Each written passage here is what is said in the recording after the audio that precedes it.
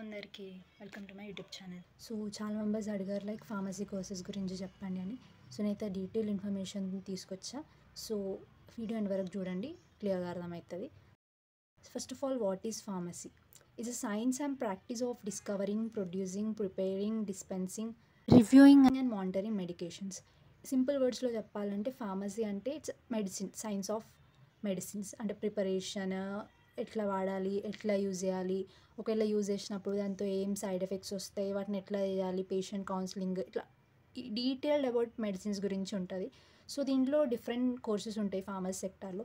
మెయిన్గా వచ్చేసి D Pharm, B Pharm and Pharm D courses ఎక్కువ టాప్ మోస్ట్ కోర్సెస్గా చూసుకోవచ్చు. సో డీఫామ్ అంటే డిప్లొమా ఇన్ ఫార్మసీ, బీఫామ్ అంటే bachelor of pharmacy and Pharm D అంటే doctor of pharmacy. It's doctor level pharmacy course అన్నట్టు. ఎలిజిబిలిటీ తీసుకుంటే డీఫామ్కి +2లో పీసీఎం ఆర్ పీసీబీ కంప్లీట్ అయి ఉండాలి. అంటే physics, chemistry, maths or physics, chemistry, biology చేసి ఉండాలి. వాటిలో కూడా 50% ఆర్ అబవ్ మార్క్స్ వచ్చి ఉండాలి. సేమ్ బీఫామ్కి అండ్ ఫార్మ్డీకి కూడా సేమ్ అప్లికబుల్ అవుతుంది. So both streams, MPC or BiPC streams can be applied.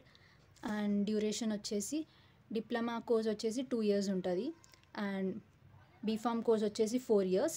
4 yearsలో 8 సెమిస్టర్స్గా divide అయితే, అంటే ఇయర్కి 2 సెమ్స్ కండక్ట్ చేస్తారు.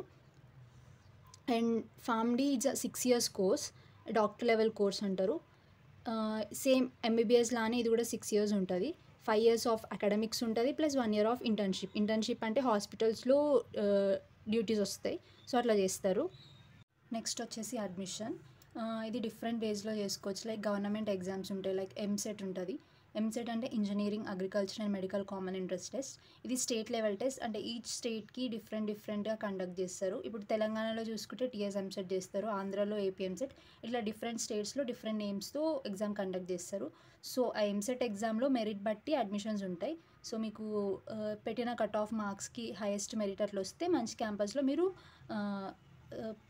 అడ్మిషన్స్ వస్తాయి. సో ప్రైవేట్ యూనివర్సిటీస్కి వెళ్ళాలనుకుంటే అంటే యూనివర్సిటీ స్పెసిఫిక్ ఎగ్జామ్స్ ఉంటాయి. సో దాంట్లో మెరిట్ వస్తే plus including 50% marks in intermediate, అంటే 50 ఆర్ అబవ్ మార్క్స్ ఇన్ ఇంటర్మీడియట్లో వస్తే అడ్మిషన్స్ తీసుకుంటారు. ఇట్లా అది మేనేజ్మెంట్ సీట్స్ కూడా దొరుకుతాయి. లైక్ డైరెక్ట్ మీరు ఏ కాలేజ్లో జాయిన్ అవ్వాలనుకుంటున్నారో వాళ్ళతో ఫీ మాట్లాడేసుకొని అడ్మిషన్ తీసుకోవచ్చు. ఫీ స్ట్రక్చర్ అప్రాక్స్ కాలేజ్ బట్టి ఉంటుంది. అంటే మీరు జాయిన్ అయ్యే కాలేజ్ బట్టి, మీరు తీసుకునే కోర్స్ బట్టి ఫీ స్ట్రక్చర్ ఉంటుంది. ఫార్మ్డీకి అయితే ఎక్కువ ఫీజు ఉంటుంది compare to B Pharm or D Pharm. And future scope చూసుకున్నట్టయితే డిప్లొమా ఇన్ ఫార్మసీ వాళ్ళు ఫార్మసిస్ట్గా జాయిన్ అవ్వచ్చు. మీకు పీసీఐ సర్టిఫికేట్ వచ్చినాక మీరు ఫార్మసీ షాప్ కూడా పెట్టుకోవచ్చు. బీఫామ్ వాళ్ళు అయితే ఫార్మసిస్ట్గా చేయొచ్చు అండ్ వీళ్ళు కూడా రిటైల్ షాప్స్ పెట్టుకోవచ్చు ఫార్మసీవి. అండ్ నెంబర్ ఆఫ్ గవర్నమెంట్ ఎగ్జామ్స్కి కూడా అప్లికేబుల్ అవుతారు. అంటే గ్రాడ్యుయేషన్ కోర్స్ కాబట్టి మీరు డిఫరెంట్ గవర్నమెంట్ ఎగ్జామ్స్కి అప్లై చేయొచ్చు. లైక్ డ్రగ్ ఇన్స్పెక్టర్, ఇది UPSC or state level SPSC conduct చేస్తుంది. సో ఇట్లా ఇండస్ట్రీస్లో లైక్ క్యూఏ పొజిషన్స్కి కూడా మీరు అప్లికేబుల్ అవుతారు. అండ్ కొన్ని కోర్సెస్ నేర్చుకొని మీరు మెడికల్ కోడింగ్, ఇట్లా ఫార్మకో విజిలెన్స్ ఇట్లాంటి సెక్టార్స్కి కూడా వెళ్ళొచ్చు. ఫార్మ్డీ వాళ్ళకి clinical pharmacist, hospital pharmacist roles ఉంటాయి. అంటే హాస్పిటల్లో డ్యూటీ డాక్టర్స్గా చేయొచ్చు, డిఎంఓస్గా చేయొచ్చు.